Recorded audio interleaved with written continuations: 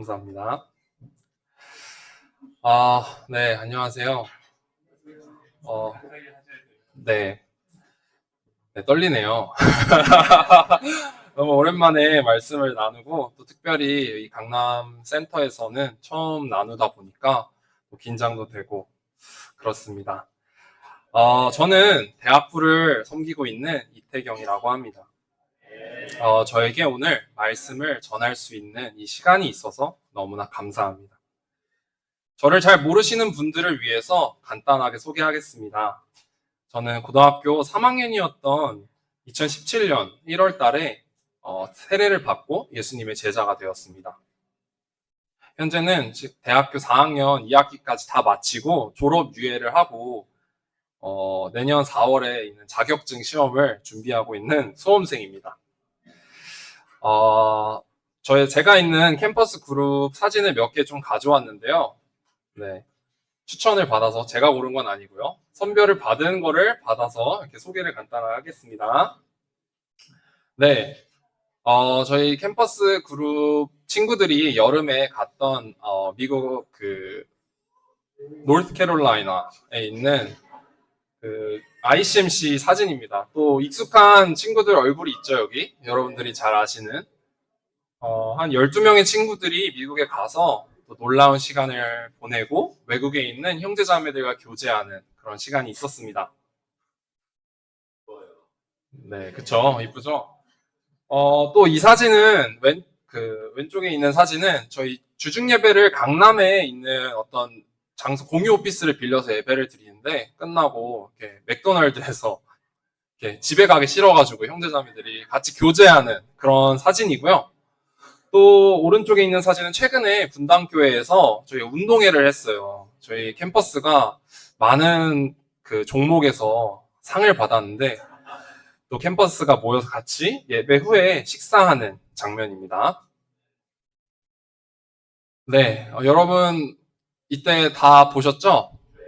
네, 저희 또 주빌리 때 또 놀랍게 워십 댄스 팀도 있었고요. 그리고 또 찬양 팀도 있었습니다. 저희가 함께 그 시간을 준비하면서 너무나 가까워졌고 또 하나님의 은혜와 능력을 많이 느끼는 시간을 보냈습니다. 그래서 저희가 이렇게 잘 보내고 있다고 여러분들께 또 말씀드리고 싶었고 항상 기도해 주셔서 감사하다고 말씀드리고 싶었습니다. 네. 제가 생각해보니까 5주에서 6주 전에 이곳에서 예배를 드렸어요. 그때 이제 김용성 형제님이 저에게 오셔서 한번 말씀을 나눠주지 않겠니? 이렇게 제안을 해주셨습니다. 저는 수험생 신분이기 때문에 사실 공부에 대한 부담이 좀 됐어요. 그래서 고민을 하다가 그래도 하나님이 저를 통해서 전하고자 하시는 게 있지 않을까라는 생각에 또 제가 해보겠다고 말씀을 드렸습니다. 그래서 한 달 정도 기도하면서 하나님 제가 무엇을 전해야 합니까? 전 처음에 생각이 있었어요. 내가 뭐 캠퍼스를 위해서 뭐 이런 게 너무 필요해요. 뭐 이런 설교를 해야겠다라고 처음에 생각하다가 점점 제 마음이 바뀌는 걸 느꼈습니다. 그래서 결국에는 제 삶에서 요즘 느끼는 것들을 나누기로 결정을 했고요. 오늘은 히브리서 11장을 중심으로 해서 말씀을 나누려고 합니다. 오늘 전할 말씀의 제목은 하나님은 우리의 믿음을 기뻐하신다입니다. 먼저 말씀을 보겠습니다. 히브리서 11장에 있는 말씀인데요. 좀 제가 잘라서 가져와서 제가 읽겠습니다. 히브리서 11장 4절. 믿음으로 아벨은 가인보다 더 나은 제물을 하나님께 드렸습니다. 이런 제물을 드림으로써 그는 의인이라는 증언을 받았습니다. 믿음으로 아브라함은 부르심을 받았을 때 순종하고 장차 자기 몫으로 받을 땅을 향해 나아갔습니다. 그런데 그는 어디로 가는지를 알지 못했지만 떠난 것입니다. 믿음으로 사라는 나이가 지나서 수태할 수 없는 몸이 되었는데도 임신할 능력을 얻었습니다. 그가 약속하신 분을 신실한 분으로 생각했기 때문입니다. 이 사람들은 모두 믿음을 따라 살다가 죽었습니다. 내가 무슨 말을 더 하겠습니까? 기드온, 바락, 삼손, 입다, 다윗, 사무엘, 그리고 예언자들이 이를 말하려면 시간이 모자랄 것입니다. 아멘. 히브리서 11장에는 믿음으로 살았던 사람들의 이야기가 나옵니다. 아벨은 하나님께 제물을 드릴 때 믿음으로 더 나은 것을 드렸습니다. 아벨이 믿음으로 그의 양떼 가운데서 첫 새끼를 바쳤을 때 하나님은 그것을 기쁘게 여기셨습니다. 아브라함은 자신이 어디로 가는지 알지 못했지만 하나님께 순종하고 믿음으로 하나님이 주실 땅을 향해 나아갔습니다. 또 사라는 나이가 들어서 이삭을 낳게 됩니다. 그 당시 사라의 나이가 90세였다고 합니다. 물리적으로는 임신하는 것이 불가능한 나이였지만 사라는 그녀에게 자녀를 주겠다고 약속하신 하나님을 신뢰했습니다. 그들은 모두 어디로 가야 할지 모르고 불가능하다고 느껴질 때, 또 내려놓고 싶지 않을 때 믿음으로 인내했고 나아갔고 하나님은 그 믿음을 기뻐하셨습니다. 이런 믿음으로 살아갈 때 어떤 일이 일어날까요? 히브리서 11장 33절, 34절에서는 믿음의 능력에 대해 설명하고 있습니다. 제가 읽겠습니다.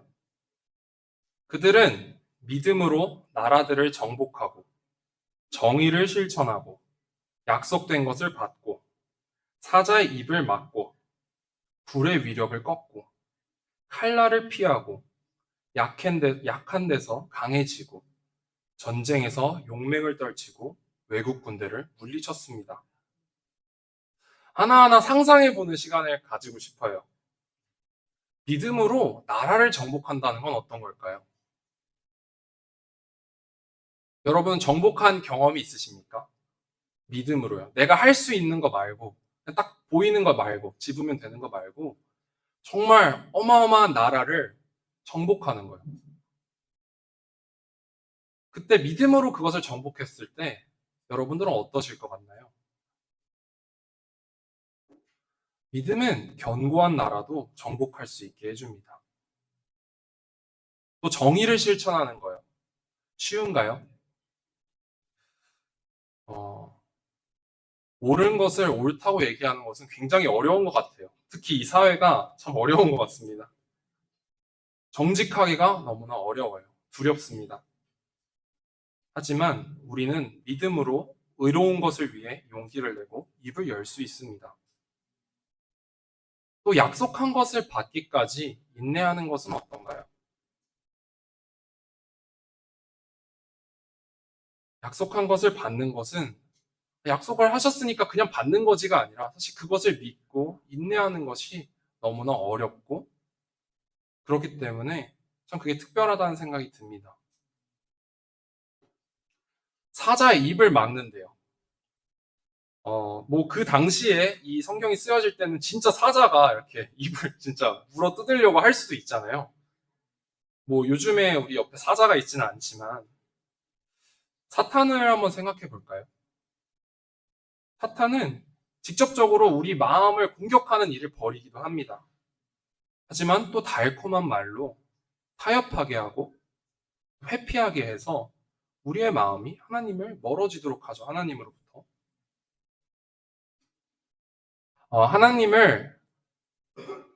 하나님으로부터 우리의 마음을 멀리 떨어뜨려 놓는 그 사탄의 공격, 그 불의 위력을 꺾고 사탄이 우리를 칼로 치려고 할 때 그 칼을 피하고 너무나 연약해서 칼을 들 힘이 없지만 다시 강해지려고 결정하고 또 이 영적 전쟁임을 인정하고 그 안에서 용맹하게 싸우고 정말 강력해 보이는 그 사탄의 공격을 물리치기 위해서는 반드시 믿음이 필요합니다.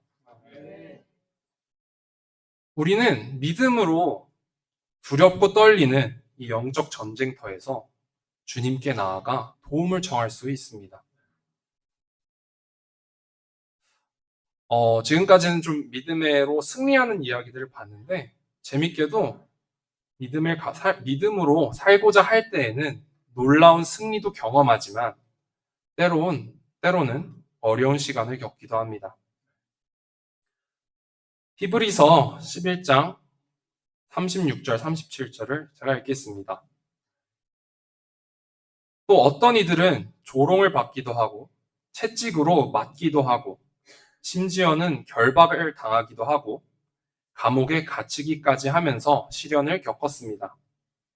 또 그들은 돌로 맞기도 하고, 폭질을 당하기도 하고, 칼에 맞아 죽기도 하였습니다. 그들은 궁핍을 당하며 고난을 겪으며 학대를 받으면서 양과 염소의 가죽을 입고 떠돌았습니다.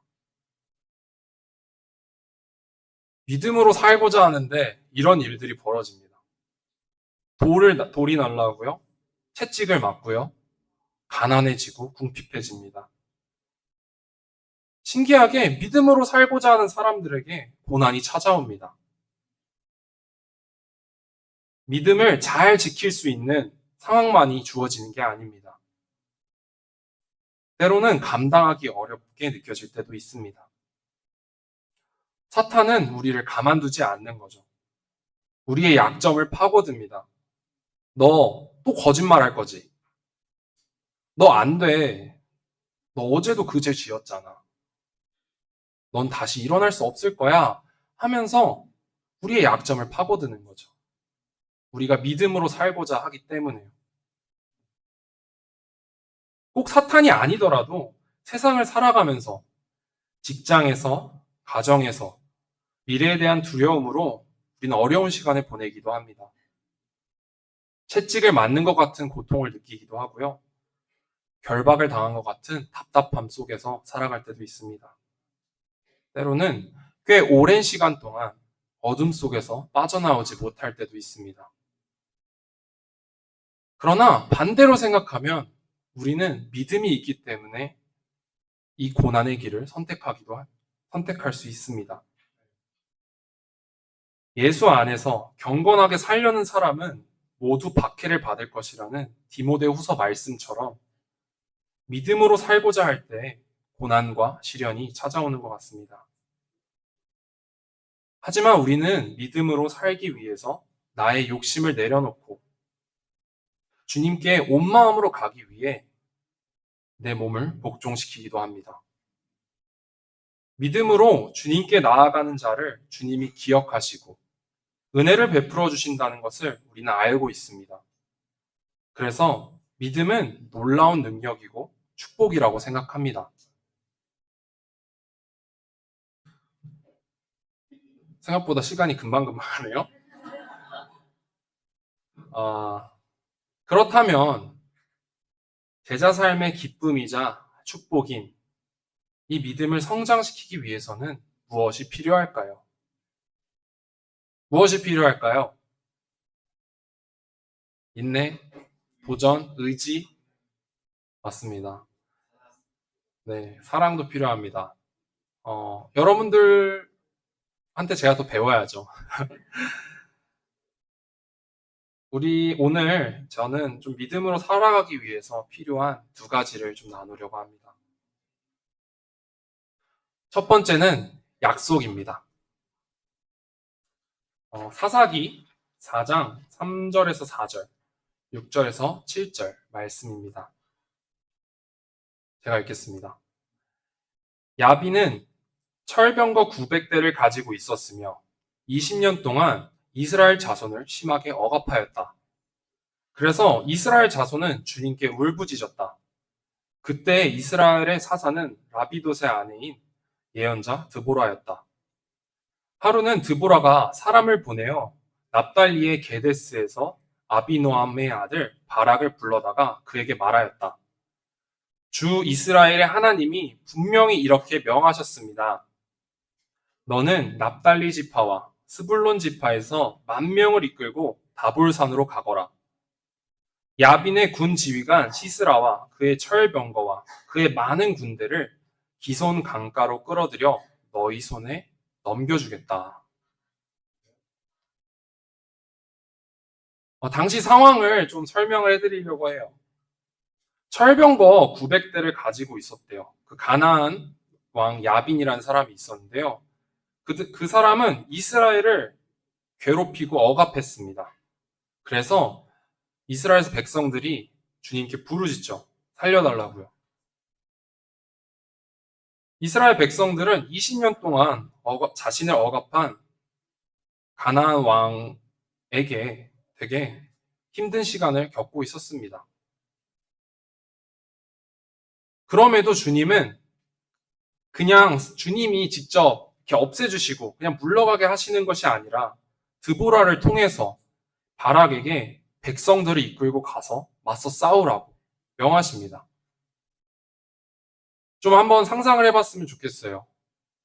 20년 동안 억눌려 있다는 게 어떤 기분일까요?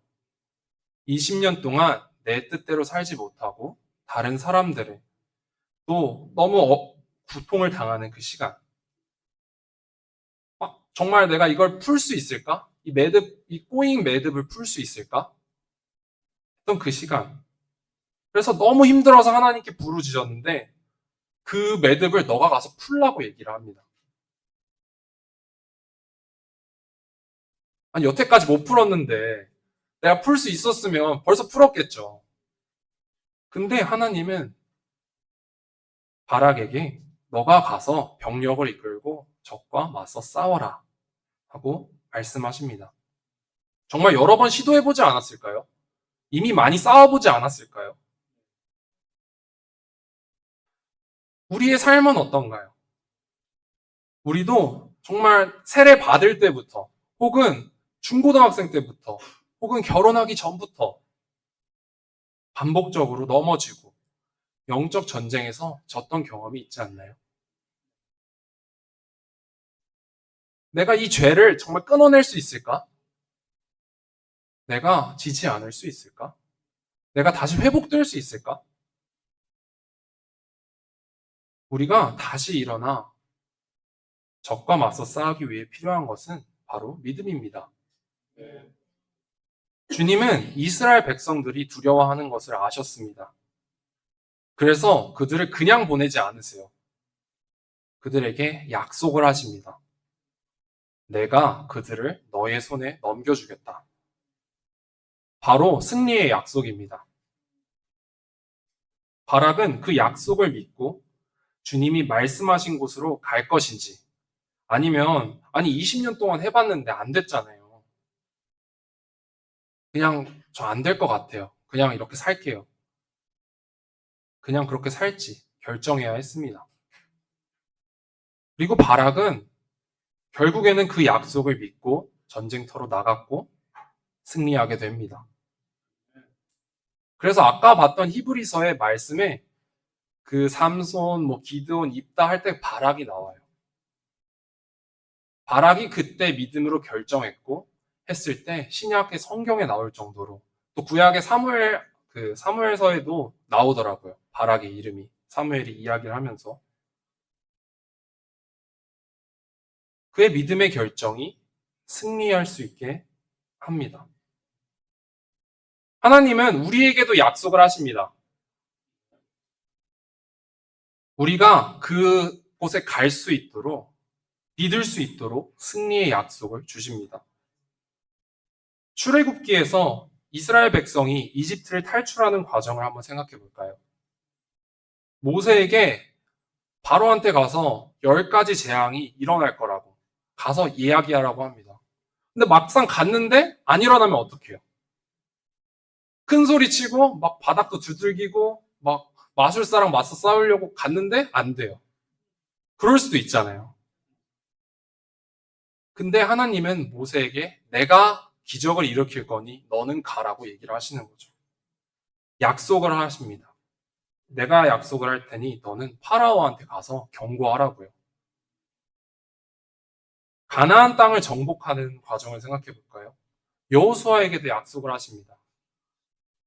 너네가 매일 여리고성을 한 바퀴씩 돌아.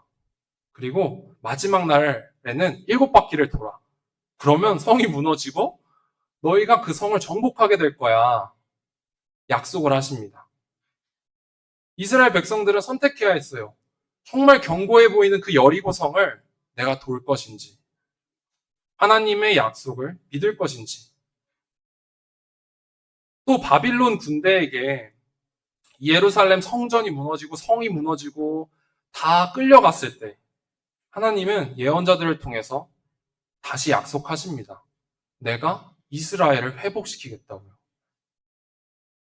아니, 다 끌려나가 놓게 하고 회복할 거라는 것을 그 당시 사람들이 믿기가 굉장히 어려웠을 것 같아요. 하지만 하나님은 약속하셨고 그 약속을 믿을지 믿지 않을지 결정하게 하십니다. 또 마지막에는 예수님을 통해서 우리에게 너희가 나를 믿기만 하면 병이 나을 거라고, 또 너희가 영원한 생명을 얻을 거라고 약속하십니다. 여기 계신 분들은 그 주님을 약속을 믿기로 결정하셨고 또 그 승리를 맛보신 분들이 아닌가요? 우리가 그 약속을 믿고 이곳에 남아있는 게 아닌가요? 어, 네. 히브리서 11장 9절, 10절, 26절을 읽겠습니다. 믿음으로 아브라함은 약속하신 땅에서 타국에 몸붙여 사는 나그네처럼 거류하였으며 같은 약속을 함께 물려받은 이삭과 야곱과 함께 장막에서 살았습니다. 그는 하나님께서 설계하시고 세우실 튼튼한 기초를 가진 도시를 바랐던 것입니다. 모세는 그리스도를 위하여 받은 모욕을 이집트의 재물보다 더 값진 것으로 여겼습니다. 그는 장차 받을 상을 내다보고 있었던 것입니다. 아브라함과 모세가 나오죠. 그들 모두 주님의 뜻. 아브라함은 주님이 세울 왕국, 주님이 세울 도시를 바라봤다고 해요. 그가 믿음으로 그냥 갈 수 있었던 게 아닙니다. 그는 바라보고 있었어요. 또 모세는 맨날 바로 앞에 10번이나 가가지고 재앙을 경고하고 얼마나 미움받는 일인가요? 얼마나 밉겠습니까, 모세가. 하지만 그 모욕을 당할 때 모세는 장차 바라볼 상을 내다보고 있었습니다. 하나님이 하실 것들을 바라보고 있었어요. 그랬을 때 그 믿음으로 나아갈 수 있었고 전할 수 있었습니다. 스데반을 생각해 볼까요? 스데반이 죽을 때 장면을 다들 아시죠? 하늘을 열리고 갑자기 하나님의 영광과 예수님이 하나님 오른편에 앉아 있는 것을 본다고 나와 있습니다. 스데반이 그냥 그렇게 설교를 할 수 있었을까요? 스데반은 보고 있었습니다. 하나님을 보고 있었어요. 예수님을 보고 있었어요. 그래서 돌을 맞음에도 끝까지 그 말씀을 전할 수 있었습니다.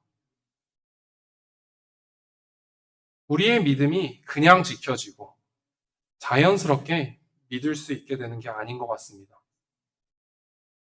주님의 약속을 듣고 기억할 때, 그리고 매일 그 약속을 바라볼 때 믿음을 지키며 살아갈 수 있습니다. 왜냐하면 우리의 믿음은 주님의 약속에 근거해 있기 때문입니다. 요즘 여러분은 주님의 약속을 기억하고 계시나요? 주님의 약속이 여러분 마음 가운데 자리 잡고 있나요? 저는 사실 설교를 준비하면서 너무 기뻤습니다. 아, 하나님 말씀을 나눌 수 있다니. 이 공부에서 살짝 벗어나서 내가 너무 하고 싶었던 건데 너무 기뻤어요. 근데 동시에 불안과 초조함과 회피하고 싶은 마음도 있었습니다. 이 말씀을 듣는 이 순간이 얼마나 특별하고 소중한 시간인지를 제가 알기 때문에 정말 잘 준비하고 싶었어요. 제가 요즘 수험 공부를 하면서 말씀 듣는 게 너무나 큰 위로가 되더라고요. 아, 이래서 예배가 너무 필요하구나. 하루하루 살아가는데 이 말씀을 듣는 게 너무나 소중하구나. 그런데 제가 나눠야 되잖아요. 아, 이게 형제자매들이 올 텐데 어떻게 나눠야 될까? 또 저는 매주 주말마다 자체 모의고사를 보고 있습니다. 점점 다가오는 시험 날짜를 생각할 때 부담이 되니까 공부도 손에 잘 안 잡히더라고요. 그래서 되게 마음이 솔직히 힘들었어요. 아, 이거 내가 괜히 한다고 했나? 근데 이런 저를 보면서 내 마음의 중심에 주님의 약속이 있나? 주님의 약속에 대한 믿음이 내 마음 중심에 자리 잡고 있는지 돌아보게 되었습니다. 그리고 이제 내 마음을 그냥 공부를 얼마나 잘하는지, 매일매일 내 공부량을 달성했는지, 모의고사를 잘 보고 안 받고 그런 게 아니라 내 마음의 중심에 주님의 은혜와 구원의 약속으로 다시 채우겠다는 결정을 하게 되었습니다.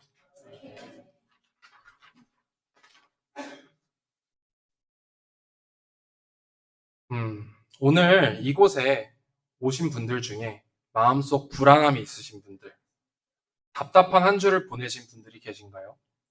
아마 이렇게 앉아서 웃으면서 듣고 계시지만 사실 마음 한구석 불편하고 또 마음에 찔리는 것도 있을 수 있고요. 내가 예배 드리는 게 맞나? 라는 생각 하시는 분도 계실 것 같습니다. 그때 주님의 약속을 다시 한번 묵상해 보시기를 권해드립니다. 주님의 약속을 신뢰할 때 우리는 넘어져 있더라도 일어나서 다시 믿음으로 살아갈 수 있습니다. 두 번째 포인트는 믿음으로 살아가기 위해서 필요한 두 번째는 어려움입니다. 사사기 7장 2절에서 3절 말씀입니다. 제가 읽겠습니다. 주님께서 기드온에게 말씀하셨다. 네가 거느린 군대의 수가 너무 많다. 이대로는 내가 미디안 사람들을 네가 거느린 군대의 손에 넘겨주지 않겠다. 이스라엘 백성이 나를 제쳐놓고서 제가 힘이 세서 이긴 줄 알고 스스로 자랑할까 염려된다. 그러니 너는 이제라도 그들에게 말하여 두려워서 떨리는 사람은 누구든지 길르앗산을 떠나서 돌아가게 하여라. 앞서 얘기한 장면과 좀 다르죠? 앞서 얘기한 때는 하나님이 내가 가기만 해. 내가 넘겨줄게. 라고 약속을 하셨어요. 근데 이번에는 갑자기 안 넘겨주시겠대요. 그러면서, 너희가 지금 이 상태로 가면 너희가 잘나서 이긴 줄 알고, 힘이 세서 이긴 줄 알고, 우쭐해지고 자랑해 할까봐 이렇게는 안 되겠어. 다 돌려보내. 라고 얘기하십니다.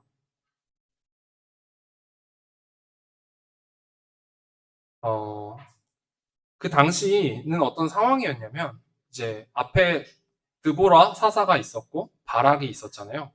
그들이 죽고 나서 이스라엘 백성들이 다시 범죄를 합니다. 범죄를 하니까 미디안 사람들이 이스라엘을 침공합니다. 그래서 이스라엘 백성들이 이렇게 정확한 표현이 기억이 안 나는데 막 너무 힘들었대요. 다 약탈해 가니까. 근데 발붙일 곳이 없었다. 이런 느낌의 문장이 나오는데 그래서 이스라엘 백성들이 부르짖었고 아까와 같은 그 패턴으로 이제는 주님이 기드온에게 나타나셔서 너가 가서 싸우라고, 너가 가서 군사를 일으키라고 말씀을 하시는 장면이죠. 그래서 다시 아까 그 구절로 돌아와서 보면 처음에는 3만 2천 명이 보였답니다. 근데 하나님이 야, 그렇게 해서는 너희가 우쭐해질 것 같아. 두렵고 떨리는 사람은 다 돌려보내. 해서 그 다음으로 남은 사람이 10,000명이었습니다. 근데 그리고 두 번을 더 보내요. 뭐 이렇게 너가 물을 핥은 사람과 뭐 그런 얘기 나오잖아요. 그래서 결국에는 300명만이 남습니다. 또 한동안 미디안 사람들의 지배를 당했는데 아니 어떻게 300명으로 그 군대를 이길까요? 주님은 이스라엘 백성들이 하나님이 아니라 자신의 능력으로 전쟁에서 이겼다고 여길 것을 아셨어요. 그래서 다시 말해서 그들이 고통에서 그렇게 되면 벗어날 수는 있겠지만 그들의 마음이 하나님께 가까이 가지는 않을 것을 아셨던 것입니다. 그래서 정말 하나님을 의지할 수밖에 없는 상황을 만드십니다. 결국 스토리는 어떻게 될까요? 기드온이 하나님을 신뢰하고 뭐 병사들이 꿈을 뭐 봐가지고 이렇게 막 횃불을 이렇게 항아리 속에 숨기고 가서 결국에 다 무찌릅니다. 서로 주님이 그 미디안 병사들이 서로를 죽이도록 그렇게 만드셔서 승리를 주시죠. 이처럼 주님께서는 우리의 마음이 주님께 가까이 가기 위해서 가까이 가게 하기 위해서 어려운 시간을 허락하십니다. 아까 성찬을 나눠준 그 오명수 형제님의 쉐어링과도 되게 연결이 됐던 것 같아요.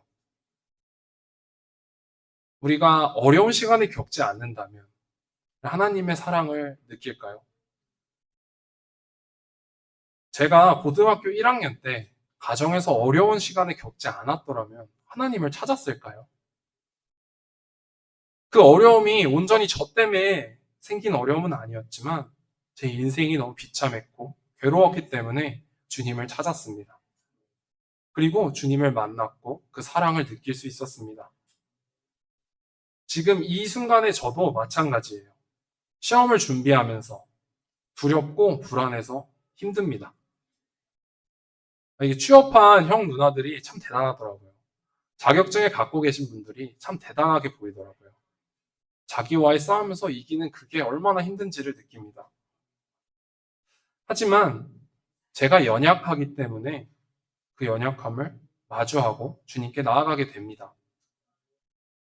저의 모든 생각과 감정을 아시는 분에게 나아가게 됩니다. 왜냐하면 주님께서는 과거에 제가 어려웠던 순간부터 오늘 이 순간까지 저와 함께 하셨고 지금도 함께 하시고 그래서 오늘의 어려움도 제가 주님 안에서 극복할 수 있을 것을 제가 알기 때문입니다. 어려움을 통해서 우리는 주님과 가까워지고 우리의 믿음은 성장하게 됩니다. 여러분은 어떠신가요? 여러분도 되게 승리의 경험이 있으시지 않나요?